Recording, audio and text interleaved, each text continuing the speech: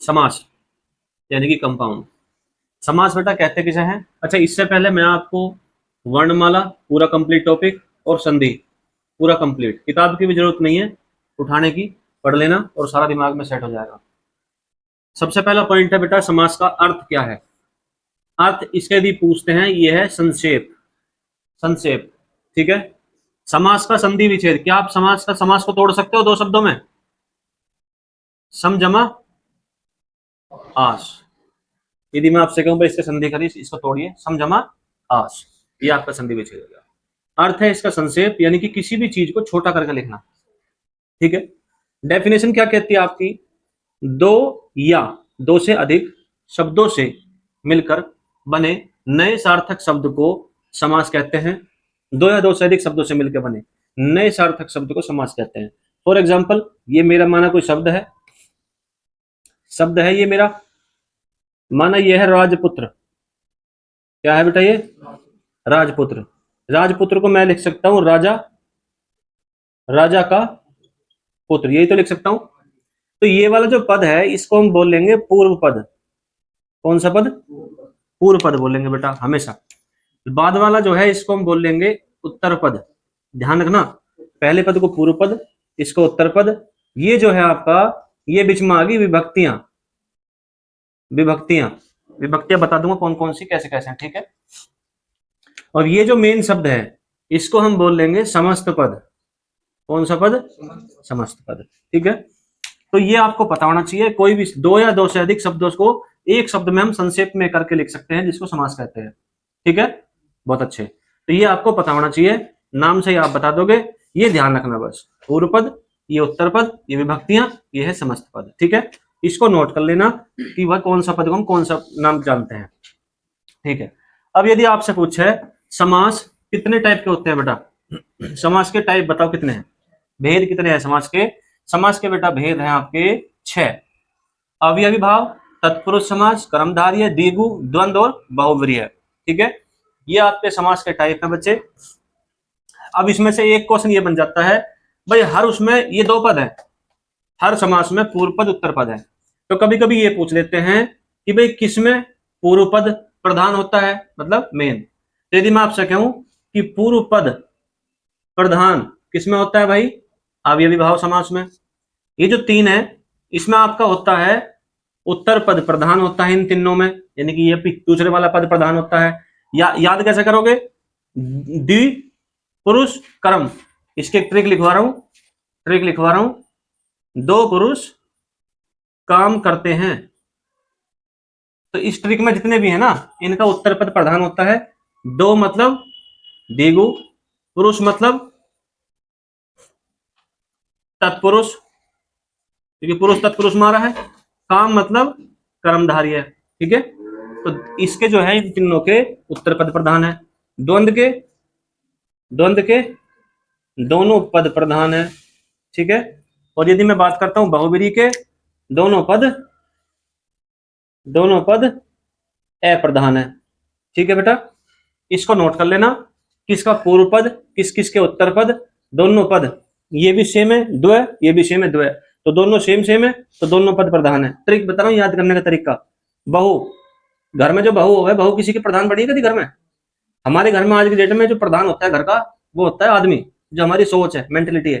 तो हम कह सकते हैं ट्रिक बेस पे कि बहू बुरी है, मैं निकाल दो बहू, घर की बहू कभी प्रधान नहीं बनी, यानी कि प्रधान है वो। दोनों पद प्रधान किसके होंगे? जिसमें बहू आ जा। द्वय, जिसमें द्वय आ जा, दोनों पद प्रधान है, दोनों सेम है, ठीक है। बाकी दो पुरुष काम करते हैं, उत्तर पद प्रधान है। अविभाव में पूर्व पद प्रधान है, याद हो जाएगा बेटा। अब मैं इसको सिखाऊंगा आपको तोड़ना, ठीक है। चलो, सबसे पहले हम सबसे इजी को उठाएंगे बेटा इसमें से।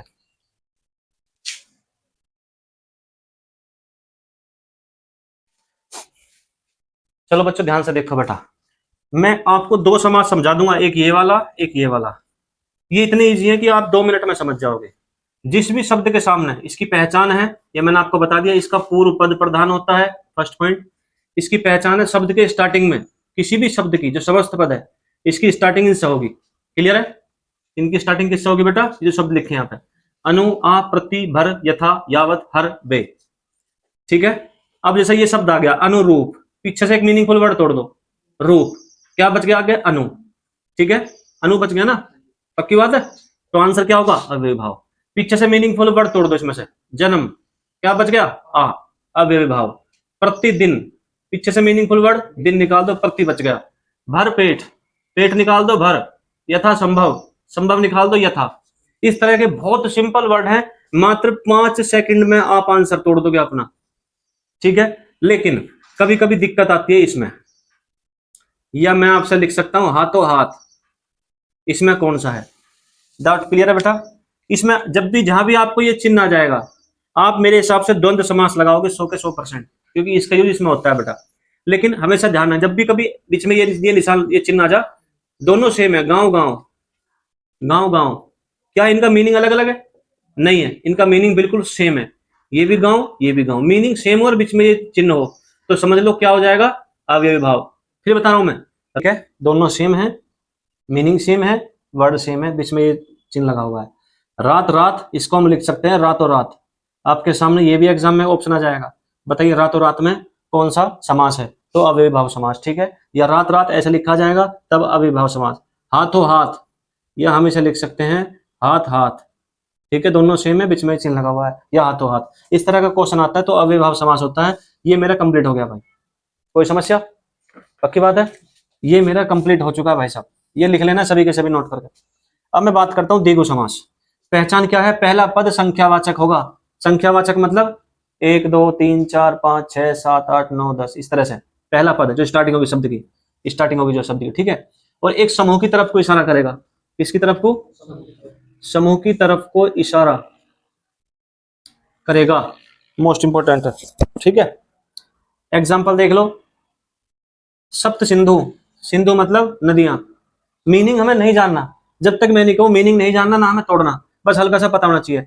सप्त सिंधु, सप्त मतलब 7, सिंधु मतलब नदियां, तो 7 नदियों का समूह, 7 आगे ना आगे, जहां भी कभी इस तरह का आ जाए समझ ले द्विगु समास है। चौराहा, राहा मतलब रास्ते, चौ मतलब 4, 4 रास्तों का समूह। नवरात्र, नव मतलब 9, आ गया ना पहला पद संख्यावाचक, समझ लो द्विगु, जहां भी ऐसा आ जाए। सप्ताह, सप्त मतलब 7, 7 दिनों का समूह। दशानन, बेटा इस पर आ जाओ, इसमें 10 आ गया, आप आंख मीच के इसको लगाओगे द्विगु को, लेकिन ये गलत हो जाएगा भाई, ये गलत है। क्योंकि जब भी किसी जीवित व्यक्ति की तरफ को, कोई भी व्यक्ति हो सकता है, ये फेमस व्यक्ति या भगवान हो सकते हैं, ये केवल समूह की तरफ को इशारा कर रहा, ये एक व्यक्ति की तरफ को इशारा कर रहा है। दशानन किसको बोलते हैं हम, रावण को। क्या रावण कोई समूह है, एक ग्रुप है, रावण केवल एक इंसान है। तो जब भी किसी इंसान का कोई भी नाम हो और दशानन यानी कि 10 मुख, अन मतलब मुख, 10 आ गया तो आप इसको लगाओगे 100%, नहीं, दशानन का होगा बहुब्रीहि समास। बहुब्रीहि समास उसे कहते हैं जो किसी तीसरे व्यक्ति की तरफ को इशारा करे, तीसरा व्यक्ति भी हो सकता है, कोई भी हो सकता है, वो किसी तीसरे की तरफ को इशारा करे जो नाम, ठीक है, यानी कि एक तरह का किसी का दूसरा नाम हो। डाउट क्लियर है, समझा दूंगा अभी एग्जांपल देकर। तो दशानन हो गया, पंचमुखी हो गया, पंचमुखी कौन है, बालाजी महाराज, हनुमान जी। पंच मतलब 5, 5 देखते आप द्विगु लगाओगे, लेकिन ये गलत होगा, क्योंकि पंचमुखी है, बालाजी महाराज की तरफ को इशारा कर रहा, हनुमान जी की तरफ को इशारा कर रहा है, पंचमुखी, 5 मुख। यस यस या नो, सही जवाब है ना। त्रिलोचन, लोचन मतलब आंखें, 3 आंखें किसकी हैं, शिव जी महाराज की हैं। तो किसी पर्टिकुलर, ये ग्रुप की तरफ को इशारा नहीं कर रहा, ये किसी सिंगल चीज की तरफ को इशारा कर रहा, ये जो शब्द है। तो ऐसी बात नहीं है, कंफ्यूज मत होना कि भाई आगे ये संख्यावाचक आ गई तो आप सीधा द्विगु ठोक दोगे, ठीक है। उसमें बहुब्रीहि में द्विगु में डिफरेंस करना होगा आपको। जब ये है, ये समूह की तरफ को इशारा करे और पहला वचन संज्ञावाचक हो, तब द्विगु होगा आपका। डाउट क्लियर है, तो द्विगु भी क्लियर हो चुका भाई आपका 3 मिनट में। द्वंद्व समास, दोनों पद प्रधान होते हैं, द्वंद्व समास। विग्रह करने पर जब इसको तोड़ेंगे तो बीच में और, या और एवं आएगा, ये बीच में आएगा विग्रह करने पर, ठीक है। अभी मैं इसको बता दूंगा, 2 शब्द लिखे जाएंगे, बीच में चिन्ह आ जाएगा आपका। डाउट क्लियर है, तो ये इसकी पहचान है। कभी कभी ये चिन्ह हट जाता है, लेकिन चलो एग्जाम्पल आ जाओ। ये आप देख रहे हो 2 शब्द हैं, ठीक है, दोनों का जो दर्जा है, जो स्टेटस है, दोनों का लमसम बराबर सही मान लो आप, ठीक है। यानी कि ये भी अपने आप में एक अहमियत रखता है, इसकी भी अपने आप में अहमियत है। दोनों का मीनिंग अलग अलग है, ये भी विशेष कर ध्यान रखना, मीनिंग अलग अलग है। ठीक है। तो नदी नाला, इसको हम क्या लिख सकते हैं, नदी और नाला, या नदी या नाला, कुछ भी कह सकते हैं, ठीक है। इसको तोड़ते समय पाप पुण्य दोनों का स्टेटस अपनी अपनी जगह अलग अलग है, ठीक है, मीनिंग अलग अलग है, बीच में चिन्ह आ गया।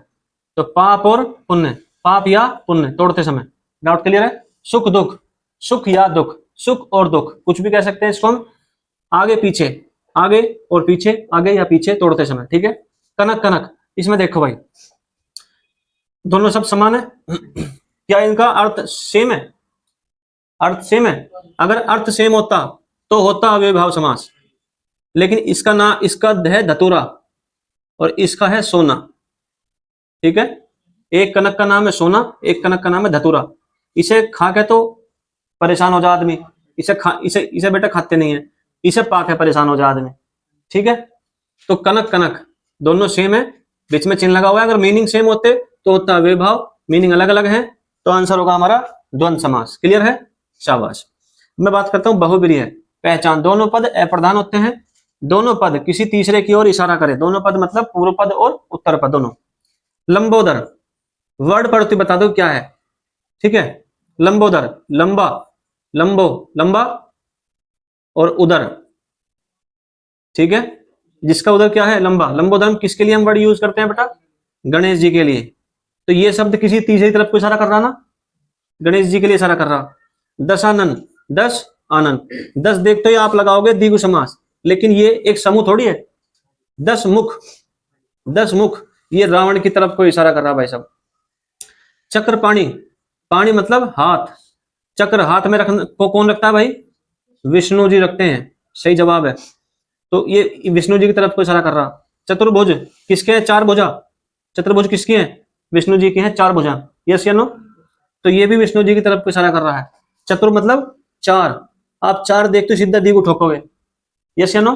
भाई संख्यावाचक द्विगु में ही तो है, तो थोड़ा सा ध्यान रखना किस वर्ड को मैं किस में लिखवा रहा हूं, आगे बात समझ में, ठीक है।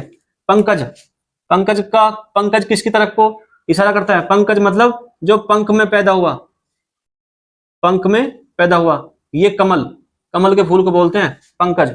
तो पंकज किसकी तरफ को इशारा कर रहा, कमल की तरफ को इशारा कर रहा। डाउट क्लियर है, बहुब्रीहि समास। पीतांबर, पीत मतलब पीला और अंबर मतलब वस्त्र, तो वस्त्र कैसा है, पीला, ये इसकी विशेषता ही बता रहा है। जब जो ये वाला शब्द यदि इसकी विशेषता बताता है तब होता है कर्मधारय समास, ये इसकी डेफिनेशन है कर्मधारय की, ठीक है।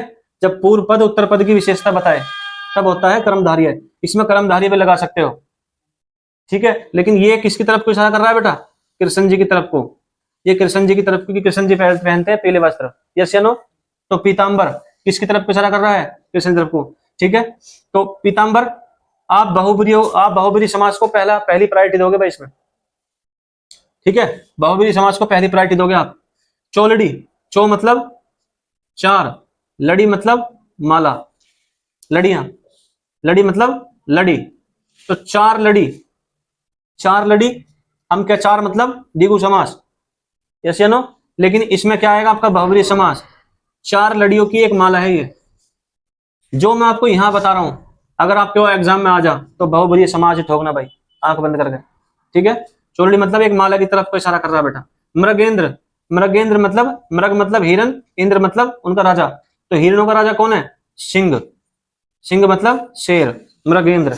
डाउट क्लियर है बेटा, हमेशा ध्यान रखना ये जो वर्ड है आपके मोस्ट इंपोर्टेंट है। तो मेरे हिसाब से द्वंद्व समास समाप्त हो गया, बहुब्रीहि समास समाप्त हो गया आपका। कर्मधारय समास, केवल दो समास रह गए आपके, आप समझ लो कर्मधारय समास बहुत ईजी है। उत्तर पद प्रधान है, मैंने आपको बता दिया, ठीक है, कर्मधारय में, ठीक है। पहला पद उत्तर पद, पहला पद दूसरे पद की विशेषता बताता है, ये पहचान है। विग्रह करने पर, विग्रह यानी कि तोड़ने पर, बीच में आएगा विभक्ति की जगह है जो, के समान या रूपी, ये आएगा आपका, ठीक है। चलो अब इसके बेटा एग्जाम्पल समझ लो एक बार, ठीक है ना, मोस्ट इंपोर्टेंट एग्जाम्पल है। फर्स्ट है चरण कमल, चरण कमल यानी कि चरण कैसे हैं बेटा, कमल के समान, चरण कैसे हैं, कमल के समान, यानी कि ये विशेषता बता रहा है इसकी। डाउट क्लियर है। कमल नयन, कमल कैसा है बेटा, नयन के समान, के समान। प्राण, प्राणों के समान प्रिय, हम इसे तोड़ सकते यदि हम इसका विग्रह करें, प्राणों के समान प्रिय। देह लता, देह मतलब शरीर, देह रूपी, बीच में आ जाएगा रूपी, देह रूपी लता। विग्रह करना सीख लो, बस इसको प्रैक्टिस कर लो बार बार। देह रूपी लता, यानी कि ये वाला वर्ड विशेषता बता रहा है। डाउट क्लियर है? क्रोधाग्नि, क्रोध रूपी, क्रोध रूपी अग्नि। अग्नि कैसी है बेटा भाई? अग्नि कैसी है? क्रोध रूपी। लता कैसी है? देह रूपी। प्रिय कैसी है? प्राणों के समान। नयन कैसे हैं? कमल के समान। यानी कि पिछले वर्ड में कैसे हैं वर्ड लगा दो, आपका जवाब मिल जाएगा। कंठ कैसा है? नीला, तो हम इसे लिख सकते हैं नीला है जो कंठ। ठीक है, तो ये क्या है? परम के समान आनंद। ठीक है भाई, तो यदि लास्ट के शब्द में आप लगा दो कैसा है, तो चरण के समान। कैसा है? कमल के समान। कैसी है? प्रिय कैसी है हमारी? प्राणों के समान। आगे बात समझ में? तो बहुत इजी है, कर्मधारय समास हो गया। अब आंसर देखो, ये आपका लास्ट रह गया तत्पुरुष समास। ठीक है, इसको हमें ये हमेशा टूटेगा भाई, इसका विग्रह ही होगा। विग्रह करने के बाद आप बता सकते हो कि भाई कौन सा है तत्पुरुष समास। ठीक है, तो इसमें विभक्तियों का यूज होता है। विभक्ति हमारी ये है हमारी, इसका उत्तर पद प्रधान होता है।